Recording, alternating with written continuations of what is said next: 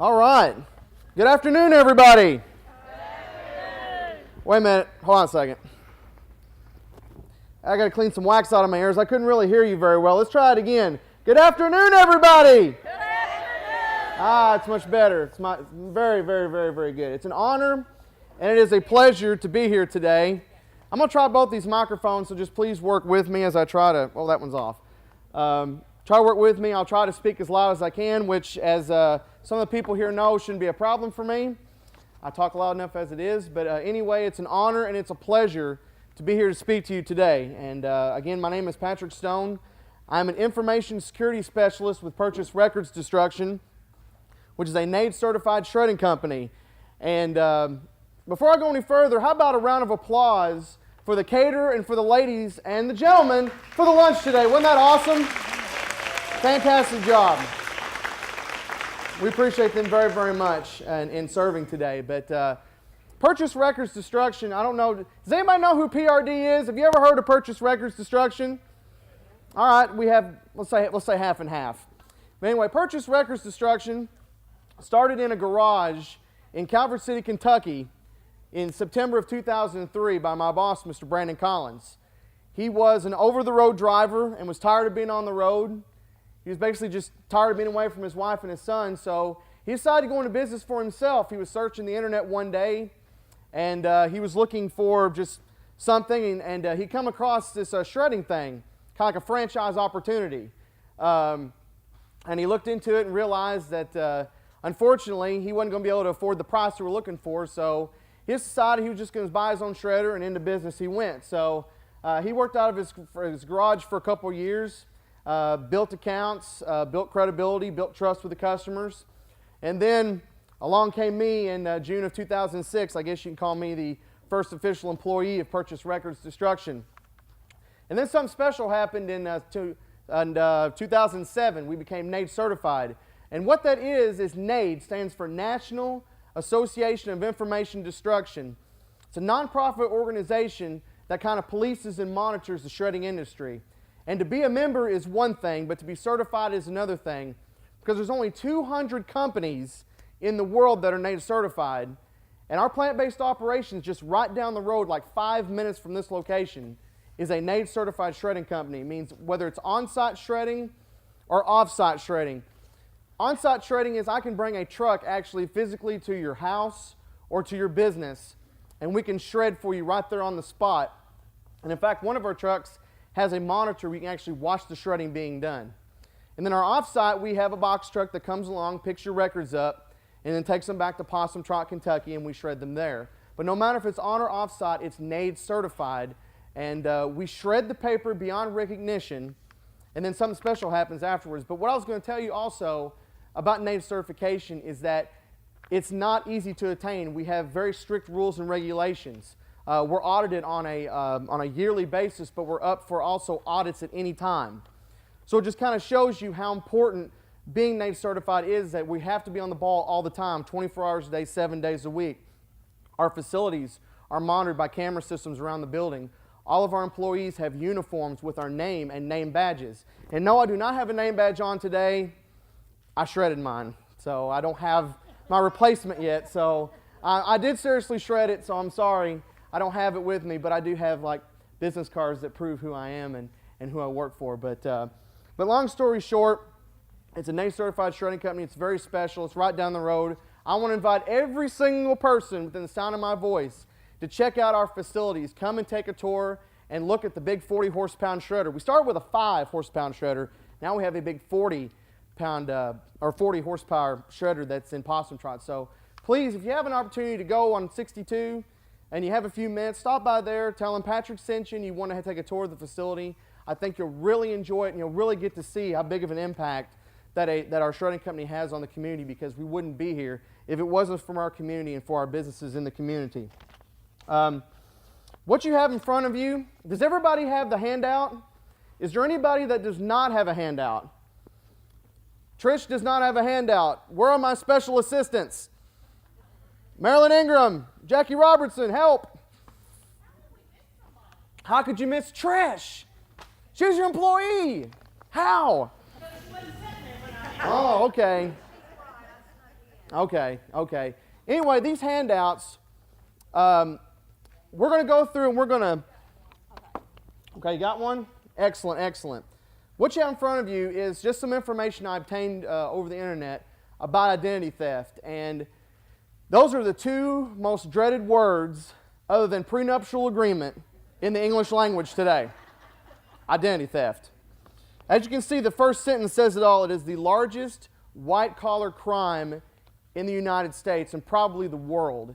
And it's a problem that continues to grow not only by the years, but also by the months, by the seconds. I mean, it's a huge problem. For example, would you three ladies kindly stand up for me, please? Now, would two of you volunteer to sit down and one of you continue to stand up?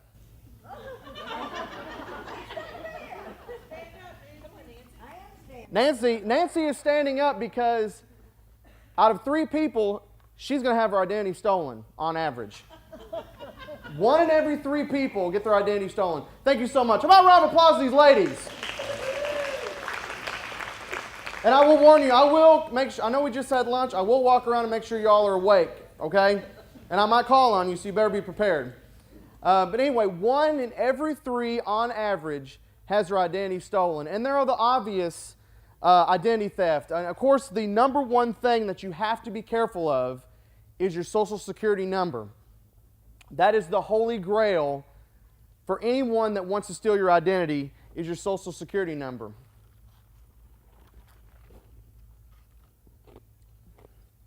Gotta clear my throat. You have to be on guard at all times about your Social Security number because that is what identity thieves are looking for. That's why we are in business. That's why any shredding company is in business, is to protect you from your identity. And if you were to ask any employee of Purchase Records Destruction, our number one goal is to protect you, companies, and their clients from having their identity stolen. Because like I said, it can happen at any time. It can happen when you're awake. It can happen in your sleep.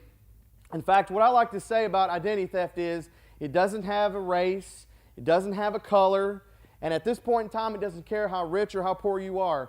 They're after that Social Security number. And in fact, they don't care if you're alive or you're dead. They will find a way to take the Social Security number and use it to their advantage to gain anything that they want. And it doesn't matter if it's a credit card, it doesn't matter if it's medical, it could be anything like driving, for example. Those are all ways in which your identity can be stolen. And if you look at this handout, we'll start with like the 5 types of identity theft. Number 1 is Department of Motor Vehicles. Now let's say, for example, that my name is Steve Travers, which of course we all know isn't. Steve Travers is right over there. But let's say you didn't know me, you didn't know Steve Travers. Let's say I'm driving down the road and I get a ticket. And I whip out my driver's license and I say, well, I'm Steve Travers. There's proof, there's my address. There's all my identification. Well, guess what? I don't care. I'm not going to show up to the court appearance. I ain't got time for that. So guess what? They're going to call Steve Travers. And they're going to say, well, Mr. Travers, you were supposed to report to court for this ticket. And he ain't going to know what's going on. He's only going to realize then that someone has taken his identity and stolen it. So it doesn't have to be something that's monetary. It could be something just as simple as your driver's license. Again, it could be your Social Security number, number 2. Number 3, it could be medical information. Let's say again, I'm Steve Travers. I go to the hospital and I say, well, my name is Steve Travers and I've got to have some surgery done. So I'm just going to go in, I'm going to use his name, I'm going to use every bit of information that I have on Steve Travers. I'm going to obtain some form of insurance. I'm going to lie, I'm going to be deceitful, and I'm going to steal his good name, and I'm going to rack up a big medical bill on Steve Travers. Well, guess what? Time's going to come. I'm not going to pay it. I'm going to make him pay for it. And guess what? He's going to have to. Because guess what? On average, not only is it 175 hours worth of actual, mental and physical to try to get your good name back, on average, it's going to cost you $1,200. Now, let's talk about the law of averages. Let's say Steve Travers catches me before I go too far. Okay, that's the minimum. Maybe it's like a couple $100. Well, let's say you're not paying attention. It's going to end up costing you thousands of dollars. So that average of $1,200 may not sound like much, but it could be a whole lot worse if you are not monitoring your medical, your driving, your credit, et cetera, et cetera. And then you have criminal, and then you have financial. And if there's two things I'm going to ask of you today, if you don't pay attention to anything, you don't care about my name or who I work for, I want you to do two things for me today. Number one, I want you to take that Social Security card out of your wallet, and I want you to take it out of your purse. I want you to remove it. I want you to put it in a bank safe deposit box. I want you to put it in a safe at your house. I want you to get it out of your purse or your wallet. Because guess what? If something happens that your purse gets stolen or your wallet gets stolen, they've got what they need to get started. So I'm begging you, do not keep it someplace where a criminal can have easy access to it. Let's go ahead and let's get that out of your purse. Let's get it out of your wallet. Let's put it someplace safe. And then the second thing I'm going to ask of you today is to go through your purse or your wallet, and I want you to remove any credit cards that you don't currently use. Now, let's say, for example, this young lady here that's playing in her purse. This young lady here has numerous credit cards. You've got a credit card to Walmart. You've got a credit card to JCPenney. You've got a credit card to Lowe's. You've got a credit card to Goodies. You've got a credit card to Service Merchandise, and et cetera, et cetera. Now, we all know that two of those locations are no longer in business, Goodies and Service Merchandise. But she still has them in her wallet. So guess what? Identity thieves are going to pick up on that, and they're going to use it. They could use it for whatever purpose they want to. So it's another reason. Let's take those credit cards out that you don't use a lot. Let's say that you have enough fine attire and that you don't want to go JCPenney. You don't go that often. So let's go ahead and let's take that out. And only use the cards that we need for that particular visit. Because like I said, identity theft can happen at any time. You're standing in line at a grocery store, or you're standing in line at JCPenney, and you're shopping, and you swipe that card. Well, guess what? The person behind you doesn't care. The person behind you may be looking at those numbers on your credit card and be trying to steal that credit card from you. Or let's say you have your debit card, which, how many people in here use a debit card every day? Debit card.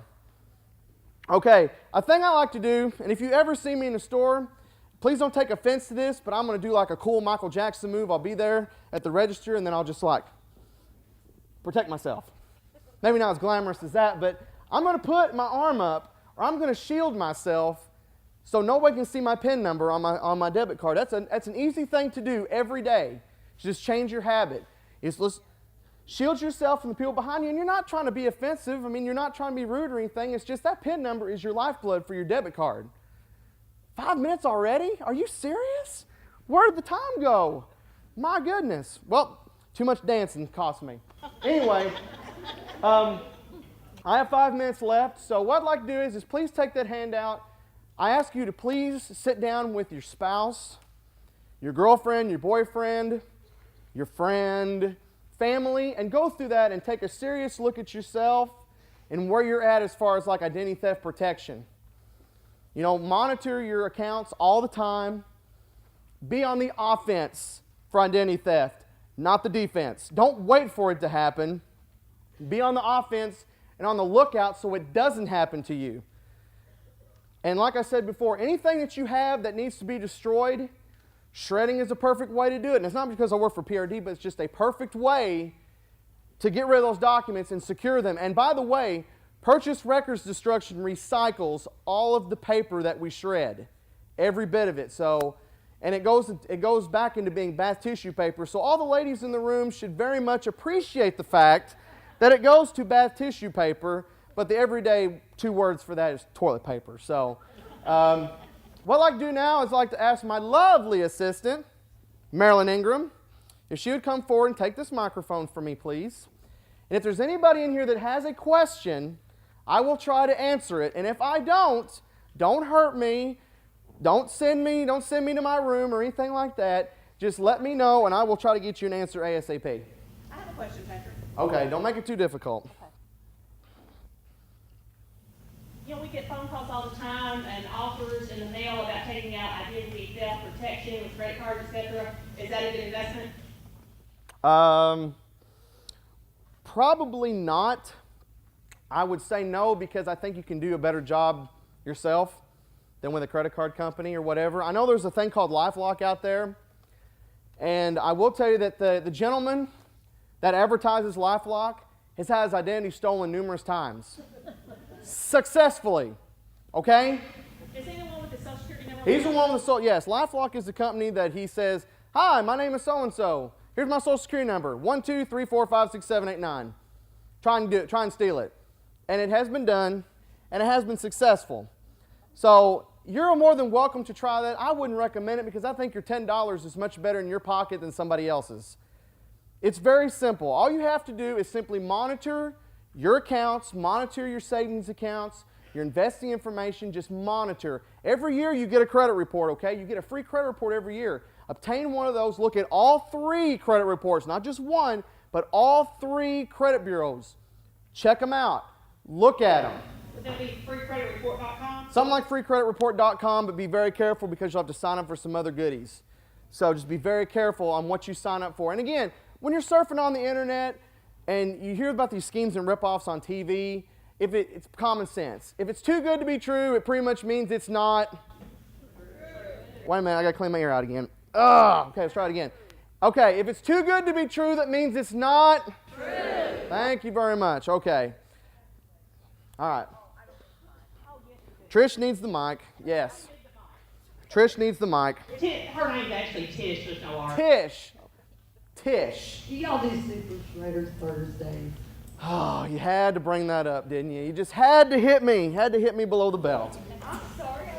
No, I'm just teasing. No, we do not do Super Shredder Thursdays anymore. Not us. We personally do not, and there's a very simple explanation for that. Purchase Records Destruction has 2 on-site trucks. And of course, Super Shredder Thursday is all about the pageantry and all about the showmanship of Super Shredder Thursday. Well, unfortunately, one of those trucks is tied up in Missouri. We obtained a contract for the state of Missouri. So we're in St. Louis, we're in Jefferson City, we're in the Boot Heel, Missouri Delta Medical Center. We are in the Boot Heel. So that truck is tied up all week long, and I cannot afford to take it away. So that's one. Truck number 2, we recently got a contract for a federal government agency company, and that truck is tied up. That's the only day that they would wish for us to be there, is on Thursday. So 2 minus 2 is 0. And because of our staffing situation, there's only 6 employees for PRD. We have 3 CDL drivers, lowly little me, my boss, and then our secretary. So unfortunately, we just do not have the manpower at this time, person power, excuse me, I'd be politically correct, person power, et cetera, et cetera. I don't want to offend anybody. We just don't have the resource at this time. So they unfortunately had to go with using Data Lock, who's out of Mount Vernon, Illinois, and basically is the most evil shredding company alive. No, I'm just teasing. Just teasing. Just teasing. They're a good company, but that's why.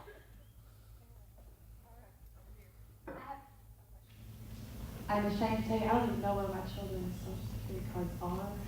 But I was reading in your book about protecting your kids because that's even more dangerous, easier to get because their credit's untouched. What do you do if you've not even ever checked into your kids' identity? That is something I would check into ASAP, which means when you get home tonight, now, because, and I'm glad you brought that up because our secretary brought in a credit card application and her son is 7 years old. That's kind of one of the bad things, and it's kind of one of the bad things about identity theft and about this Social Security thing is now from birth, you have a Social Security card issued to that person. I remember just barely being able to write cursive and having my Social Security card given to me, and I remember that because, oh, you were an adult? Okay. I was just barely able to write cursive and I messed up and I had to use the erasable and do it all over again. That's kind of one of the bad things about children getting their Social Security number so young. And again, it goes to medical, it goes to financial. You just have to be very careful in monitoring your children's activities. And again, that's just, it's the importance. If you get those credit card applications in the mail, you need to shred them. Either get a home shredder or find like a free shredding event or do it that way would be the best. But by all means, please, when it comes to like your children, you definitely need to watch out for that.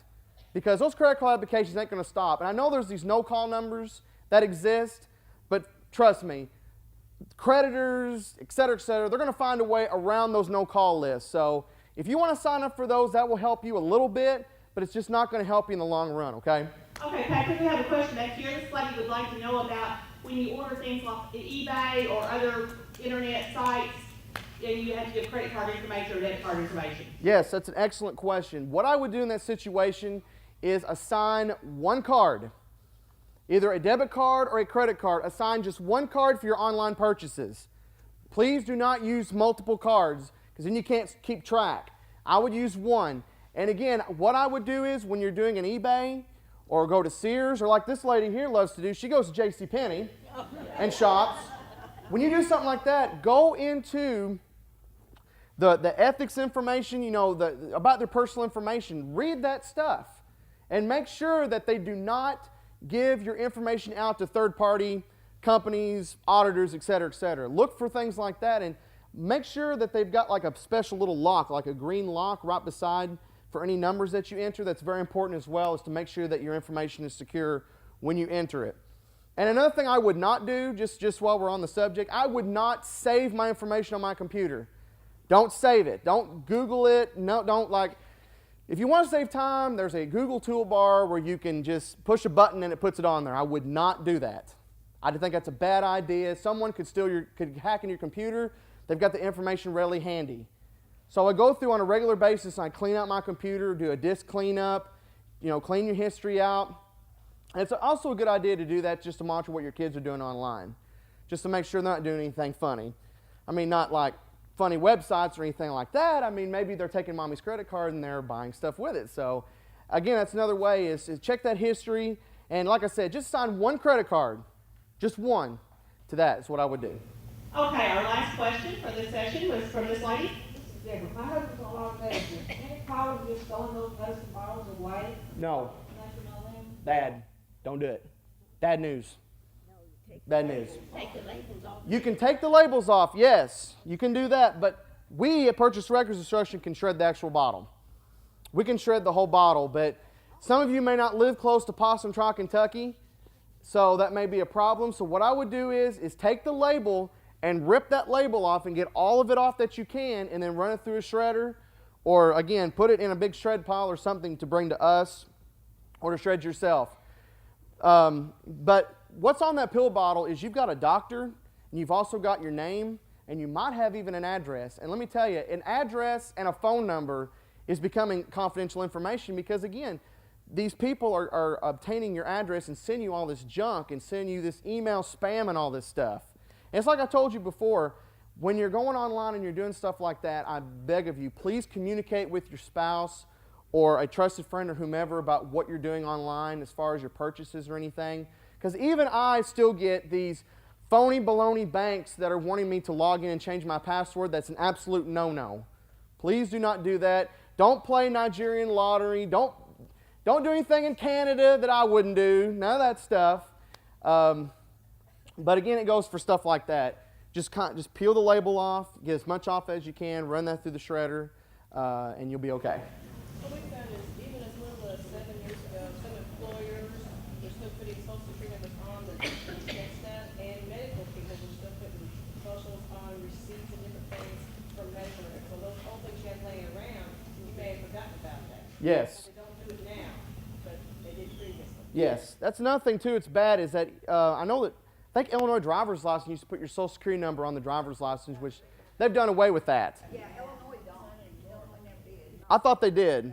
But I wasn't in Illinois very long. I've been an Illinois driver shorter than my Kentucky tenure, let's put it that way. But that's another thing, too, is when you're going through some of your old stuff, make sure if you see a social security number on, you don't need any more that's automatic shredding. Automatic. And you have to be careful of those documents.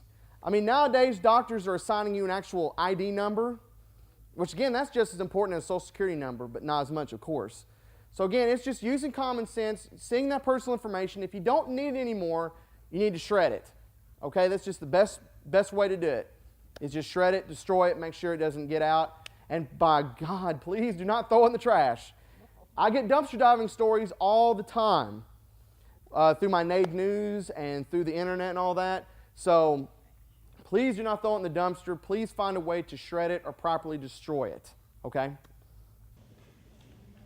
Well, thank you very much, Patrick. Thank you very, very much.